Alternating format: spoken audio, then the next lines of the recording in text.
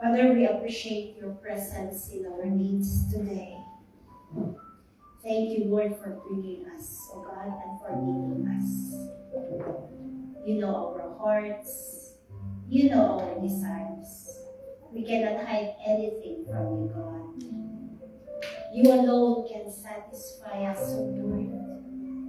So fill us to the brim as we continue to listen to your word.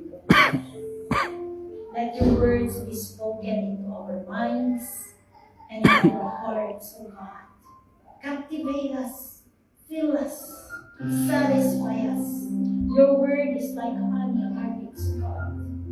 It is a lamp unto our feet. So thank you so much for speaking to us. Enlighten us more and more, Lord, that we may be able to know you more and more. And Lord, hide me as I speak your words. To you alone belongs the glory of God. In Jesus' name. Amen. We can take our seats now. Praise the Lord. Amen. Praise the Lord. Hallelujah.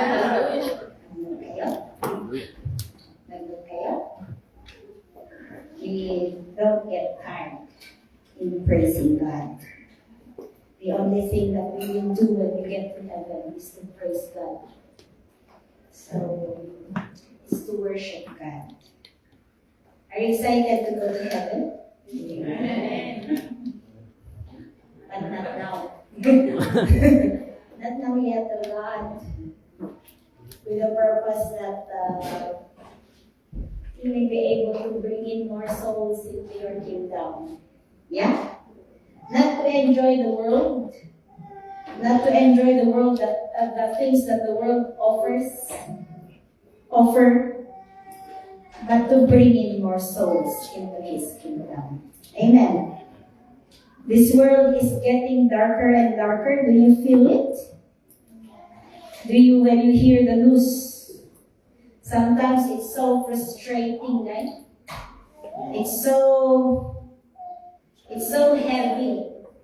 Every side, Every side. So, do you listen to world news? You should. As Christians, we should be aware of what's happening. Amen po ba?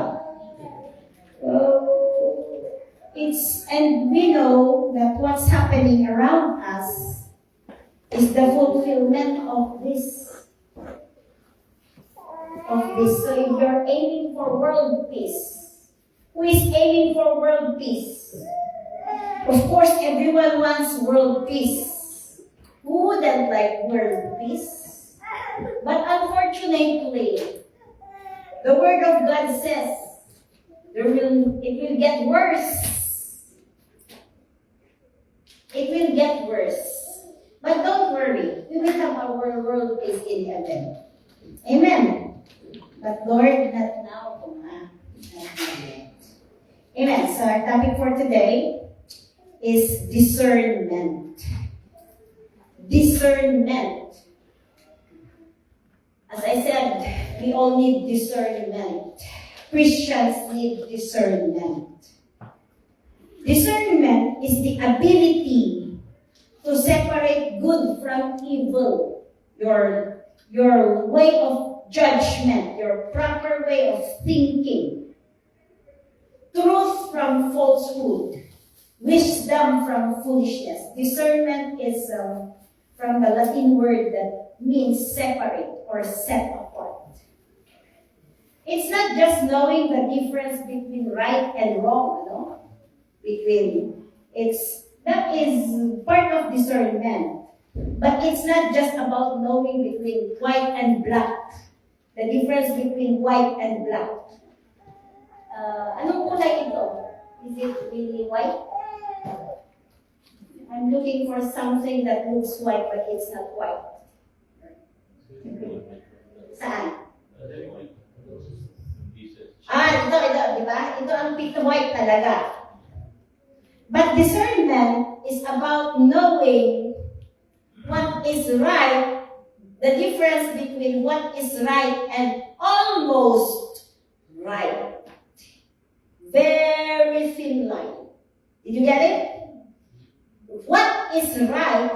difference between what is right and almost right. So, ito yung white. Talagang white ito. Ito, medyo dirty white na. Yung wall, medyo creamy siya. Pero it seems it's white. Pero kapag white talaga, ito yung white. Pero parang white din ito. Pero may difference siya. A little bit dirty white or creamy white. I don't know if there's such word, not creamy white. But meron, may creamy white. So that is discernment. Difference between what is right and almost right. Ano yung meaning ng almost right? Wrong pa rin. Ang almost right is, it seems right, pero wrong pa rin pala. Yun yung panon. So, it's in Psalms 119 verse 66. Psalms 119 verses 66. Ano yung sabi niyo dyan? Teach me knowledge and good judgment, for I trust your commands, or good discernment. In other version is good discernment.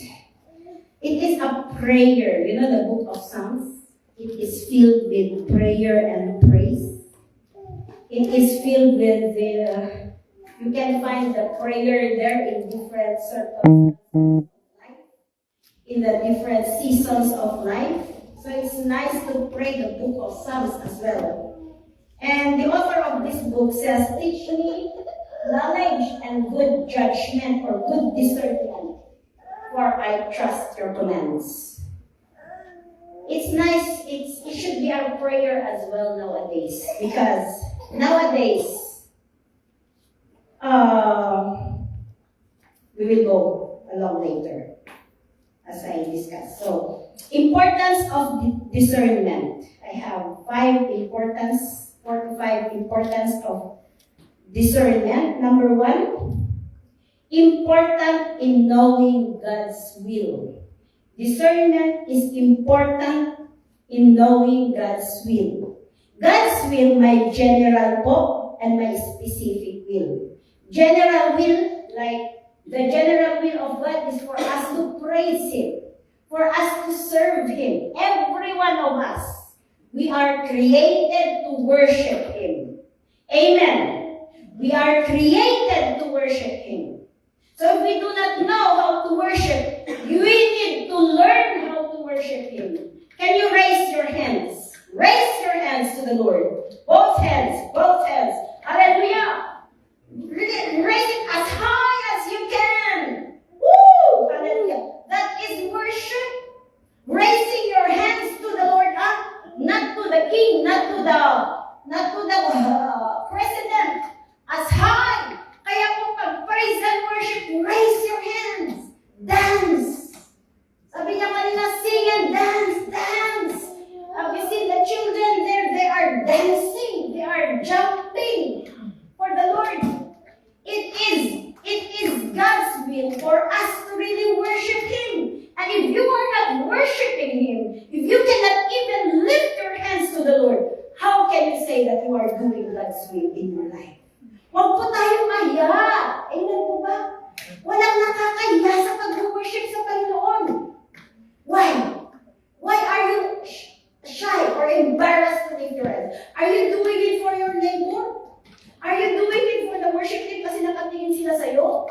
Are you doing it because you're not prepared or what? We are doing it for God. Amen. So it should not be an embarrassment to lift. It should not be humiliating to lift our hands to the Lord. Amen po ba? So kapag mag-lead po ang mga worship team, distance from me, sabihin mo sa neighbor mo, I don't wanna hit you. Distance from me, it's okay, you can leave him there. Distance from me, I want to worship the Lord. Amen po ba? You know the lifting of hands, this is a sign of adoration and surrender. You really adore God in your life. If you really worship God in your life, hindi po nakakayang itaas ang kamay natin. And if you really want to surrender your life, kaya sabi ko, pag ganito ang kamay natin, we seem like to be half surrendered. But sometimes we have to force ourselves. Full surrender. Amen. Bakit? Mga dati angot-angot na gamit at spray. Naglawan ti rason nga mapain. Siya agis spray Amen po ba? Amen. Awan ti rason nga mabain. Nung daputi, ang kamang makasala ng padpada, ay hindi ako ikapatik ng sala. Noon. Am I excused to use Ilocano? I'm trying to use English actually. Because when I went to Darwin, I struggled. We have to use English there. So, sabi ko, Lord, forgive me because I'm not a bit prepared of coming here. So, right now, I'm trying to use English as possible.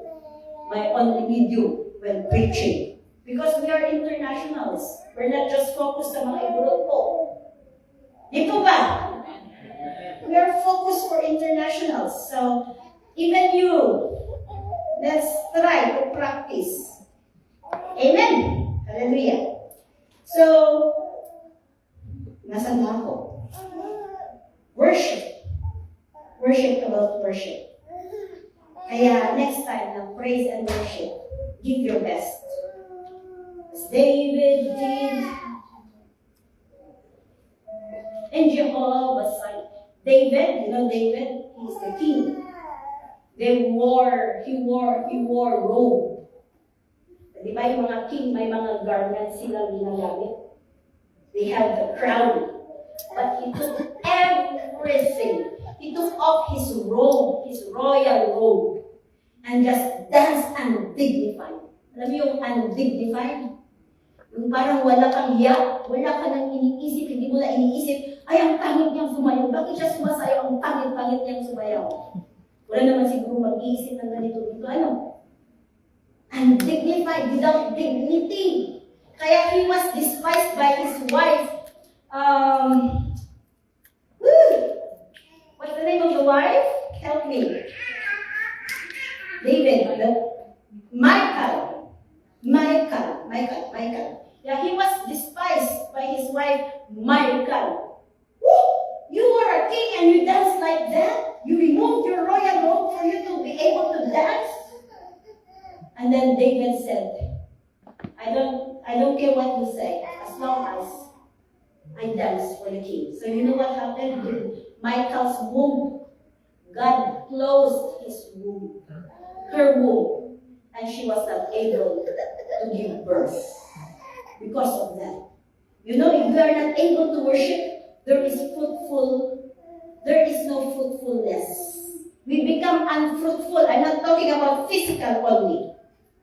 I am also talking in all the aspects of our being, especially our spiritual. We become barren, spiritual barren. Do you want to be spiritual barren? To be spiritually barren?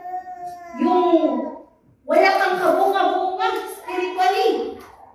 So if you want to bear fruit, and God's will is for us to bear fruit, worship should be our lifestyle. Amen po ba? Amen. Hallelujah. Kaya yung mga cellphones po natin, dapat hindi na yung mga kanta ni Taylor Swift ang nakalagay sa mga cellphones natin. Hindi na yung kanta ni Bruno Mars. Hindi na yung kanta ni Justin Bieber. Sino pa yung sa mga old naman? Michael Jackson. Hindi na yung mga kanta ng mga Michael Jackson, yung mga Elvis Presley. Something na yung kanta na nagbibigay puri sa Panginoon. Amen po ba?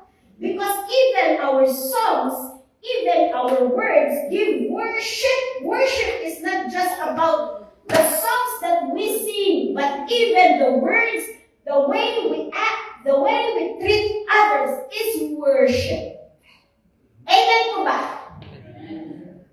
So we are, general will of God is for us to be worshipers. So if you keep resisting, I'm telling you, I find it as pride. Why don't you cannot just lift your hands to the Lord? I find that as pride. Why am I sweating a lot today? So, kaya i-practice natin, mga kapatid, nung una. When I was starting to join the praise and worship, I was so conscious, that is normal.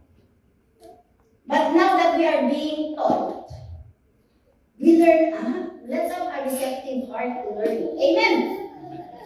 Not proud heart. Number 2, na will ng Panginoon is specific will. The specific will of God.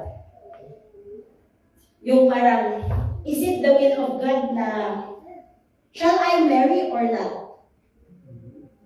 Hindi naman nakasulat sa Biblia na, Jomaro, hindi ka mag-aasawa. Hindi naman nakasulat sa Biblia, no?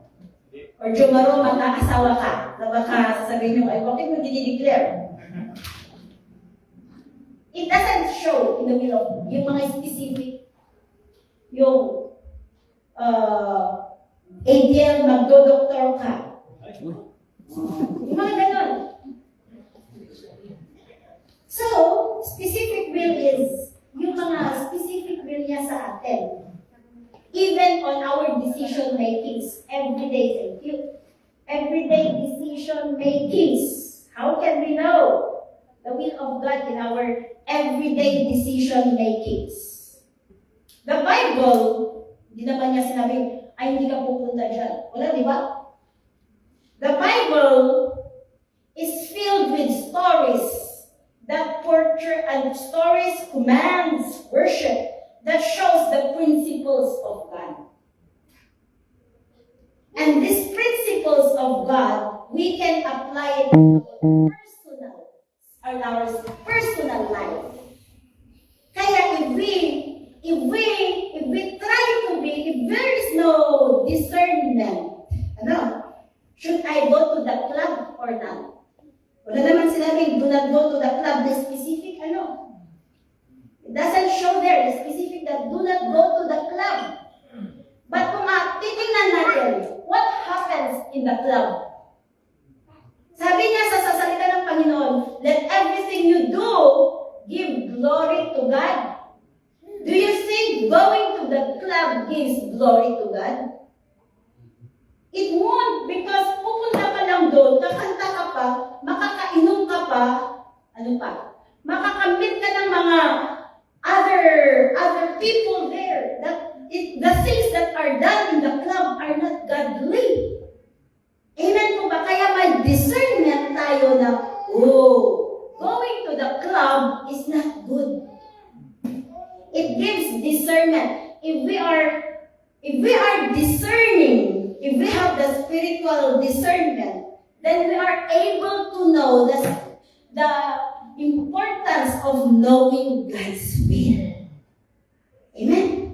Importance of discernment, we are able to know God's will. Even in our specific decisions.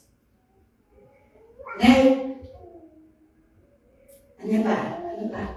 If they will offer you a job, Sunday job, times 3 na salary. Times 3, ang panito, maganda to. Kasi, times 3, even though hindi na ako magtatrabaho, pwede. I'm not saying sa mga, of course, there are some na talagang they have to do yung mga scheduled. Pero kapag in-offer sa'yo, and then, is it God's will kaya na pupunta ako ng Sunday? But you know that you will miss your service to the Lord. You know what I mean? So, di ba may kwan siya, may wisdom. It gives wisdom to us on how we make decisions in our lives. Hallelujah? So, number one na malalaman nyo how you use your discernment. Kasi ang number one na question is, how will I know the specific will of God in my life? Wala nga naman. Hindi naman nakasulat. Sabi ko nga, mag-aasawa ba ako o hindi? Diba? Nakasulat ba yun na hindi ako mag-aasawa o mag-aasawa ako? Hindi naman. How will you know? First of all, does it go against the will of God? Na mag-aasawa ka? Of course, it goes, Brother Juman, na mag-aasawa ka. Kung aasawahin mo, may asawa na. Did you get my point? So you know that it is not the will of God to marry a married person. Get it? But of course, sabi ni Paul, kapag hindi mo makontrol ang desire mo, mag-asawa ka. Kesa magkasakasalo tayo. Get it? Amen. Nakuha niyo ba yun? Is it clear? Number two, the importance of discernment. It acts as a means of protection, guarding us from being deceived spiritually. It is our protection. In 1 Timothy chapter 4, verse 1. 1 Timothy chapter 4, verse 1. Let's read. The Spirit clearly says that in later times, some will abandon the faith and follow deceiving spirits and things taught by demons. Anong ibig sabihin yan?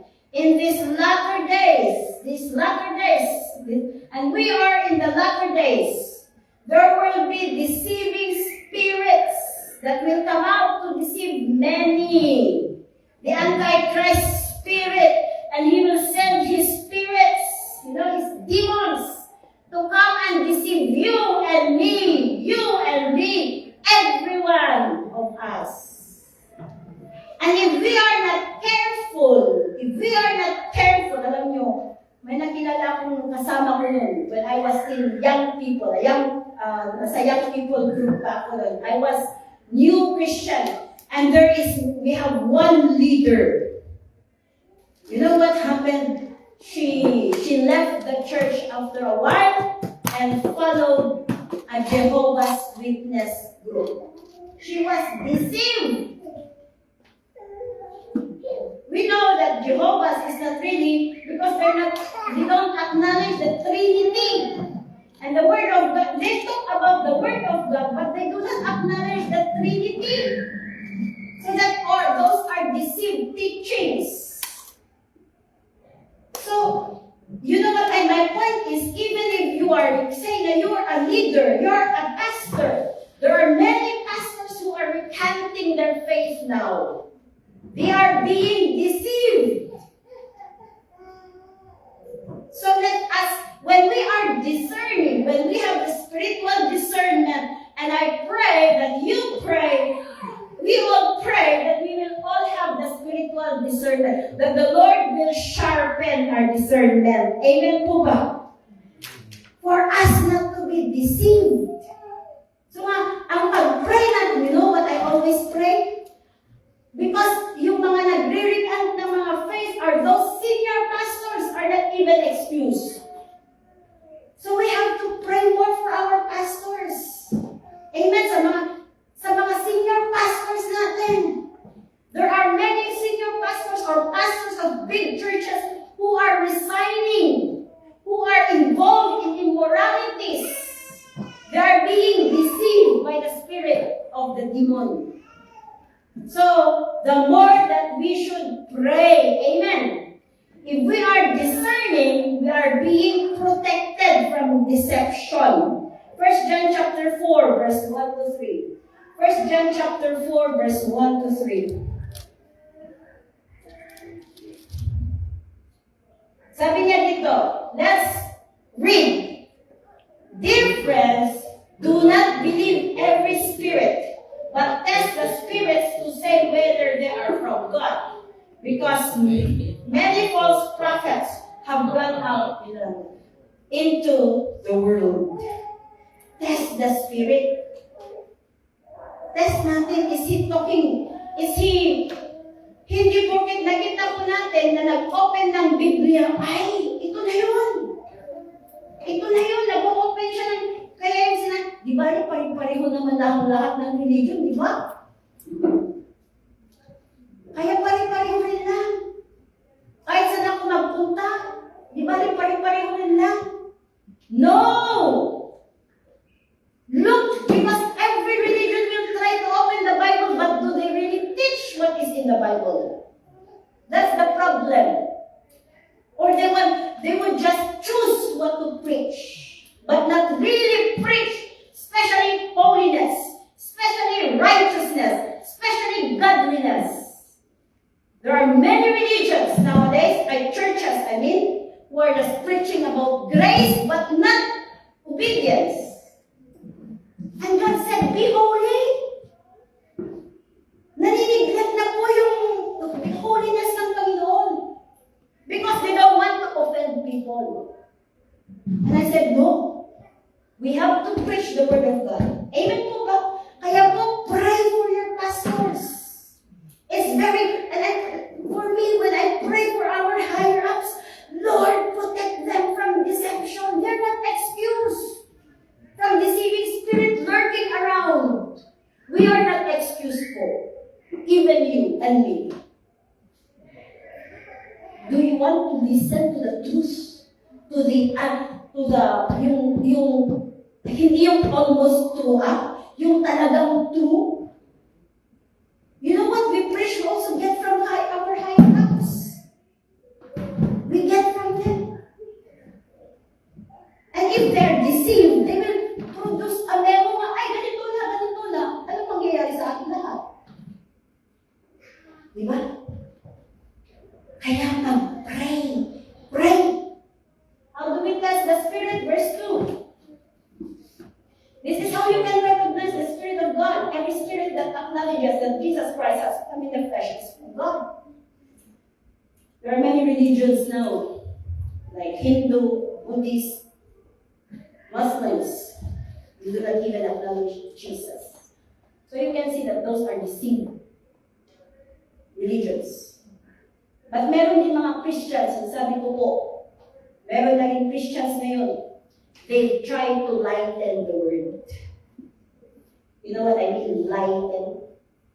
They don't want to offend the people. They don't want to preach what is really in the word of God. Because they don't want to offend.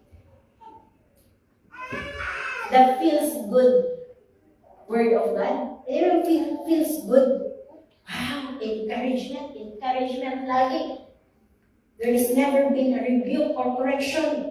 Be careful if laging encouragement, no rebuke, no correction. Blessing lagi. Hyper grace, the hyper grace preaching. You know, hyper grace na, di bali. The grace of God is so sufficient. You can just keep on doing what you need, what you are doing. Anyways, His grace is sufficient. No.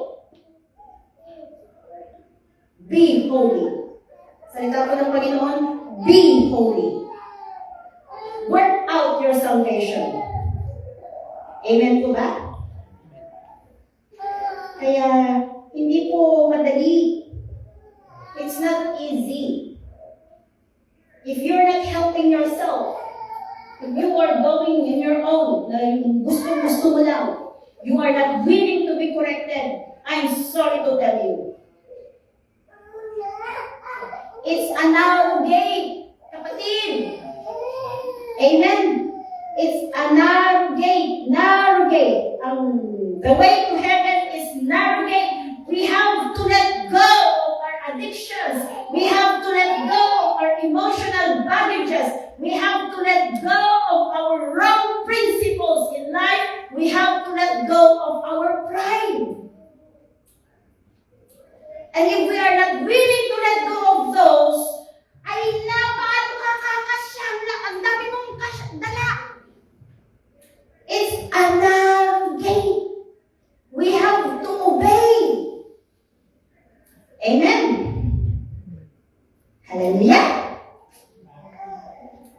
number 3. I'm really scared, this deception. Kasi deception is very thin line. Almost true. Almost tama. Malapit na maging tama pero may mali pala. And that is what Satan is using nowadays. Para, ay okay lang pala. Hindi po okay. Kung sinabi ng Panginoon ay hindi okay, hindi okay. Huwag kasing ipilit kung ano ang gusto natin. Yan ang problema sa ating mga tao eh. We want to what do you call that? Insist what we know.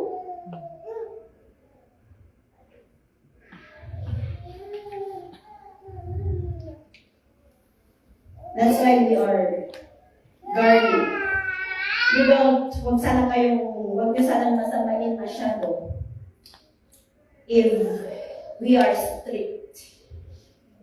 Even, before, some people, they want to come and preach in our church. And I said no. I don't know what's your background.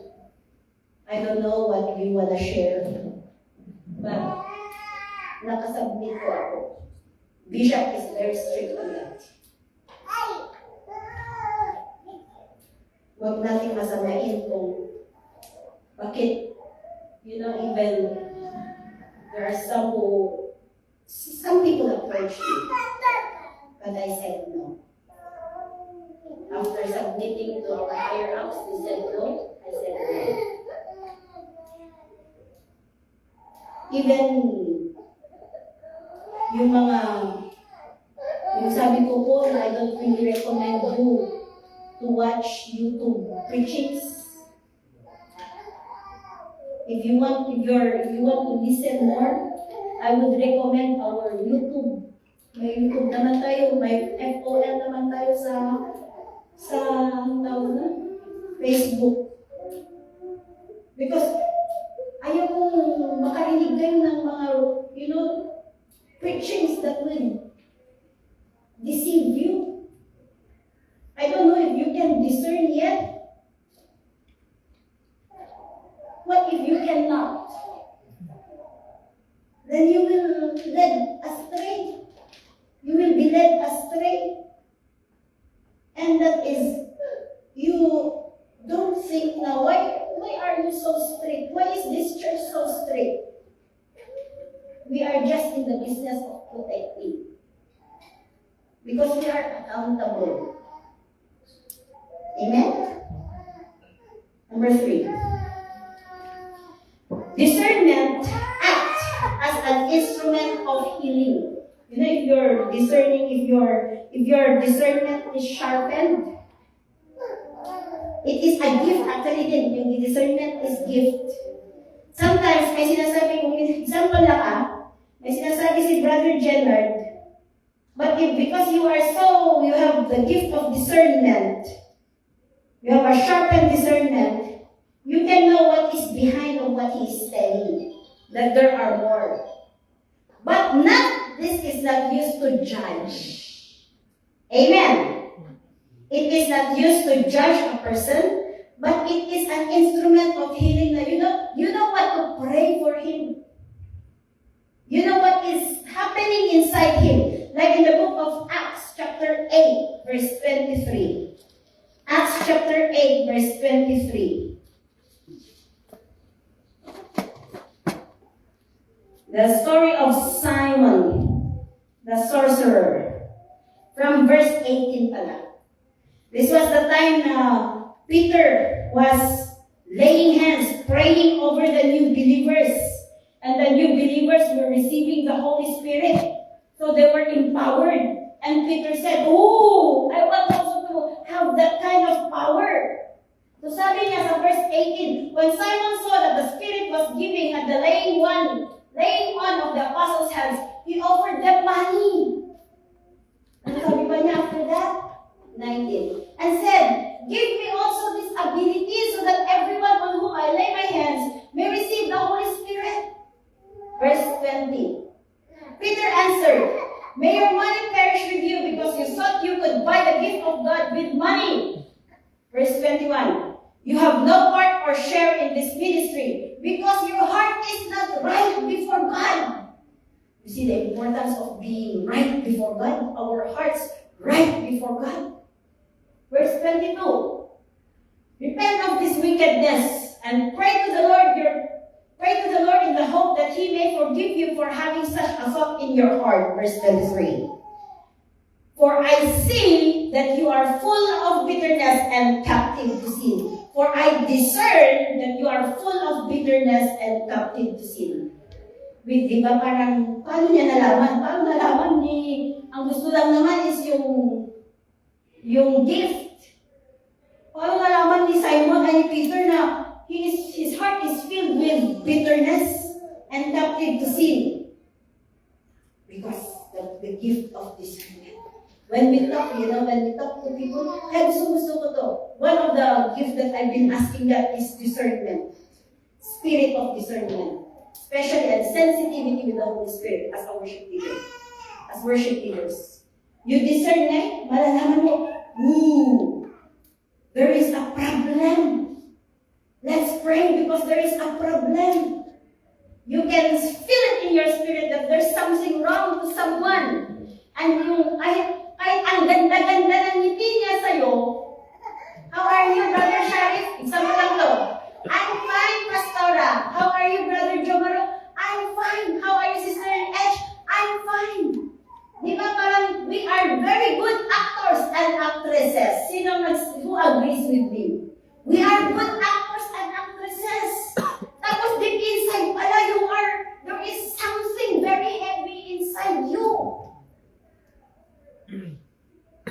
But if we have this gift of discernment, we are able to know na kahit nakangiti ka, there's something inside of me. And if we have this one, we can help that person. Sabi ko po, this is not to judge the person. Amen. This is not used to judge the person, but it is used to minister to the person for healing. So, Peter, if you see that Peter, that's 24.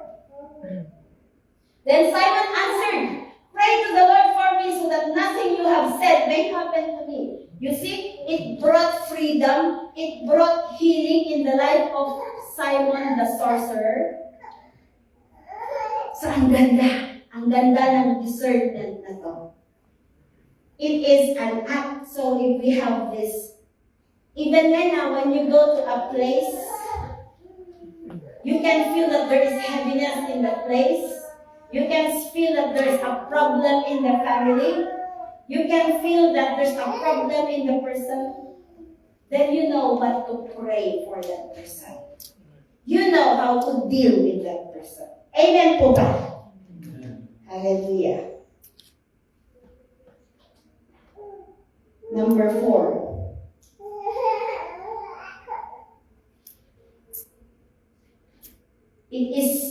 Discernment serves as a catalyst for spiritual development. Catalyst, it helps. You know, when we are discerned, if we have the discernment spirit, we grow wiser and wiser. We become wiser and wiser on how we deal with our situations. And then we grow and grow and grow. We become careful with yung mga things that would destroy us. We are being saved from mga bagay-bagay na doesn't help us spiritually. So it helps us in our spiritual growth as well. So who wants discernment? We are able to know as well if yung situation mo, yung trial, yung nangyayari ba sa'yo is it Satan's schemes or self-will? So that you know how to deal with it. Ask, how to develop spiritual discernment then? How to develop spiritual discernment? First of all, ask God. Ask God. Lord, sharpen my discernment. Lord, don't allow me to be deceived. You know, in the book of, I forgot to write it down. Which verse is that? In the book of Joshua, let me look for it. In the book of Joshua chapter 6, you know, the Gibeonites deceived the Israelites when they, Joshua chapter 9, there were Gibeonites. The command of God was to destroy, yung mga non-Israelites. So, yung mga Gibeonite na mga to, natakot sila because they saw how victorious how victorious the Israelites were at that time. Nananalo sila sa mga war. So the Gibeonite was so clever. They tried to deceive the Israelites. Sabi niya they went to Joshua in verse 6.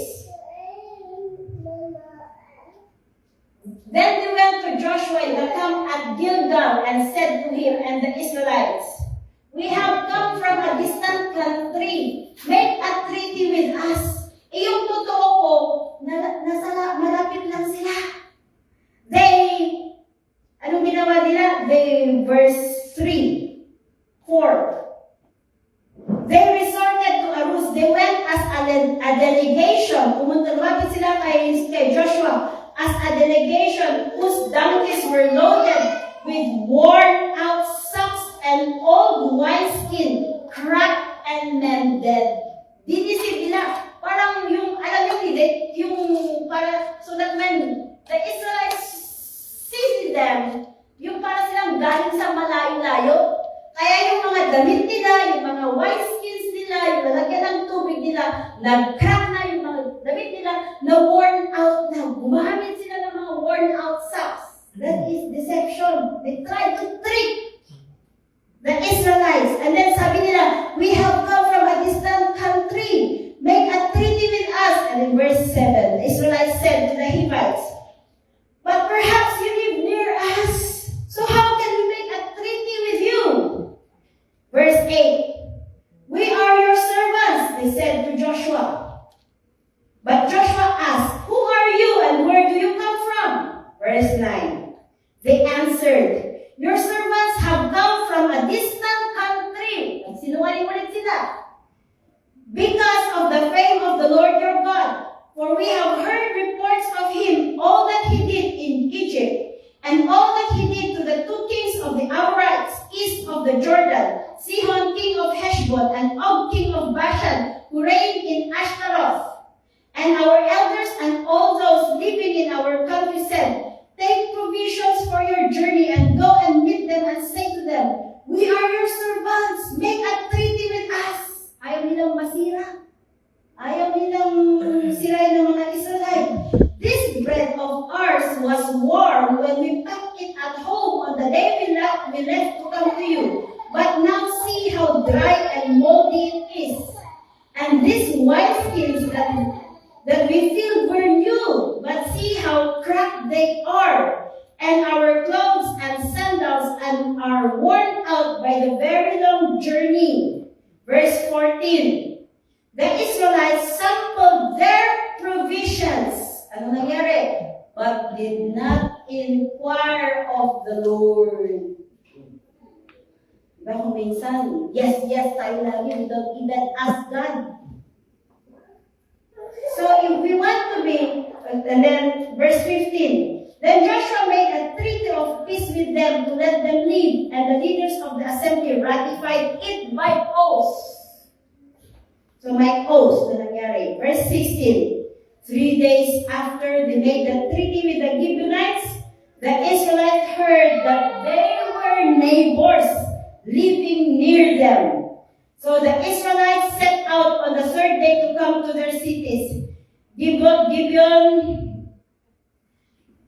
Kephirath, Beeroth, and Kiriath Jearim. But the Israelites did not attack them because the leaders of the assembly had sworn an oath to them by the Lord, the God of Israel. You see that? If we forget to inquire of God, even in our decision, in our plans in life, even sa trabaho, Lord, is it your will na magtrabaho ako dito? Ang nakita mo ang offer sa'yo, talagang you don't have time for the Lord. Is it the will of God talaga? I don't believe that the Lord will remove our time with Him. Even our fellowship with believers. If your work will really take your time from fellowshipping, that could be a deception of the enemy to distract you. Because ano yung will ng Panginoon? For us to be strengthened through fellowship, for us to have time. Amen. Amen po ba?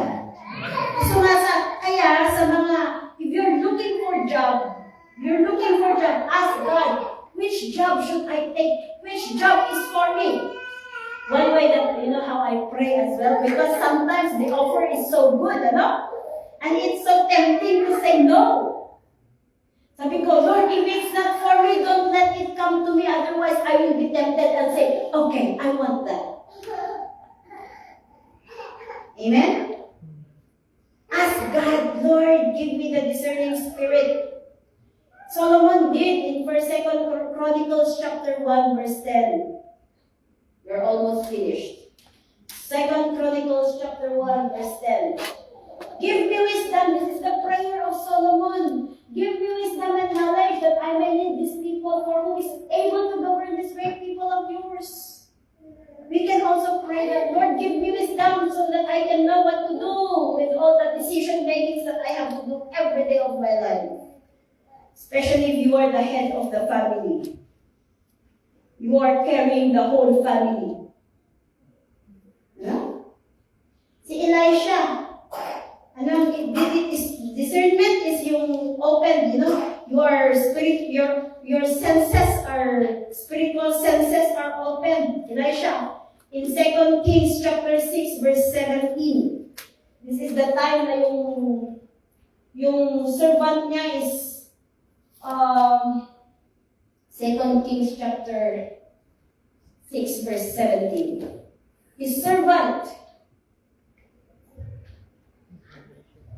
was filled of fear because they were surrounded by the Aram, the Aram tribe, the commanders of Aram. But you know what Elisha prayed?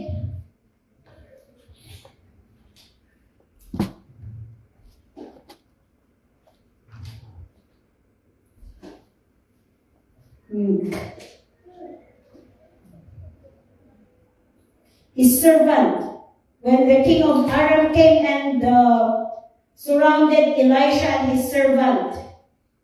Verse 15. Let's start from verse 15. When the servant of the man of God got up and went out early the next morning, an army of Aram with horses and chariots had surrounded the city. Oh no, my Lord, what shall we do? Takot na takot yung servant. Verse 16. Don't be afraid, the prophet answered. Those who are with us are more than those who are with them. And in verse 17, Elisha prayed, open his eyes, Lord, so that he may see. Then the Lord opened the servant's eye, and he looked and saw the hills full of horses and chariots of fire all around Elisha. These are the these are the horses that were sent by God to protect them. But the eyes of the servant were not open. You know, if we are not spiritually discerning, our spiritual eyes are blinded.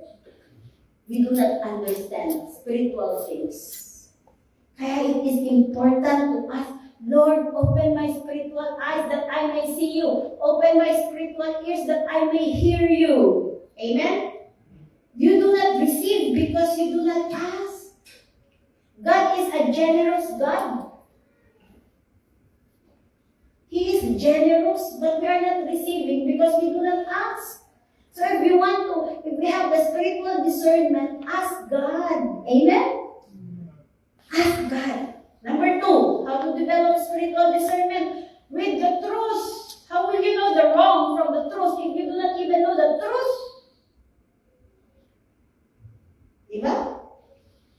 As I always say, when I went to the doctor to bring I accompanied my niece for ear checkup because she got an ear problem, left ear problem. The doctor came, and we told the doctor that the problem is in the left ear. But the doctor firstly checked the right ear. And I said, no, doctor, the problem is the left ear. And the doctor said, no. I need to check first the normal ear, the good ear, for me to see the difference with the bad ear. Sabi ng doctor. So it's the same. If you do not read your Bible, how will you know even if I'm telling the truth to you? If you do not confirm, be like the Bereans, na talagang i-confirm nila. Amen po ba?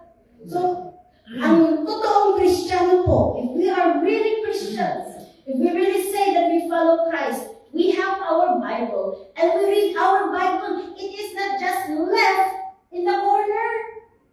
Many times, who is guilty of that like me before? My Bible is left in the corner, and during something, ay, asa pala yung Bible ko? Pag Bible study, santong lang bibiro ko yung Bible ko, no Bible study. But if there is no Bible study, no prayer meeting, no Sunday service, my Bible is just around the corner. No, mga kapatid. We have to read our Bible. Kaya po, my personal Bible. Hindi po pwede yung, ay, Bible namin ito ng asawa ko. Ano gagawin niyo? Magbabasa siya. Tapos na ba? Ako naman ang magbabasa. Paano kapag napuyat ka na sa kahihintay? Paano kung gusto mo markahan yung Bible mo minarkahan ng asawa mo ng... You know what I mean? It's personal. And it should be read. Our Bible should be read. If you claim to be a real follower of Christ, have your Bible. Kung you cannot afford to buy a Bible, let me know. If you cannot afford, let me know. But sacrifice to buy your own Bible. Amen. Kapag 1 year na po kayong Kristiyano at wala pa kayong Bible, ay, mag-isip-isip ka na. Katakatawa rin. Mag-isip-isip na tayo, dito ba? Kapag 3 years na tayo na Kristiyano at hindi man natin binubuklat ang Bible natin, mag-isip-isip din tayo. Discipline. Discipline yourself to read your Bible. Discipline yourself. It requires much discipline, to tell you honestly. Do we have ESV version there? Romans chapter 12 verse 2 ESV. Romans chapter 12 verse 2. Sabi niya dito, do not be conformed to this world, but be transformed by renewal of your mind, that by testing you may discern what is the will of God, what is good and acceptable and perfect.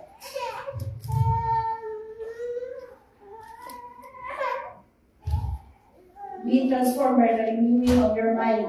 Be transformed by the Word of God. So we have to know the truth. Last, how to develop spiritual discernment. Be careful with what you listen. Be Be careful with what you listen. Don't welcome everything. The world is it's becoming filled with knowledge. Daming knowledge. Ang daming advices, the book na full of advices. How to chase your dreams, sabi niya, full of advices. How to do anger management, ang dami. Be careful, but be careful with what you read, with what you try to bring it into your mind. If I were you, get the principles from the Bible. May anger management din po dito.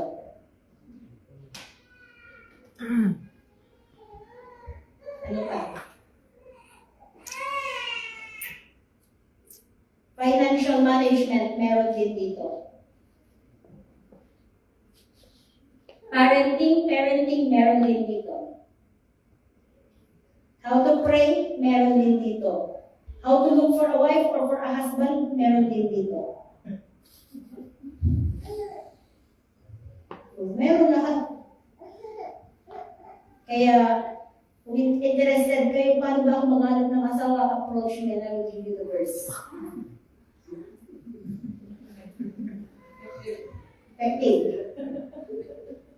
Effective, nangyari sa akin. Nangyari sa kanila. So, amen. Hindi ko ako galit, mga kapatid. Yung boses ko talaga in-board na gano'n. Kaya kung pwede rin kung hindi ako mag-microphone. Pwede rin. Kasi nalakas talaga ang boses ko. But, I just want to warn everyone. Every one of us. Even me. It's a warning to myself as well. That we have to be very careful with the way we live our lives today. Amen. Do not allow yourself to be led astray because of deception. Because you think it is right, but actually it is not right. That is deception. Sayang ang buhay mo, masisira lamang.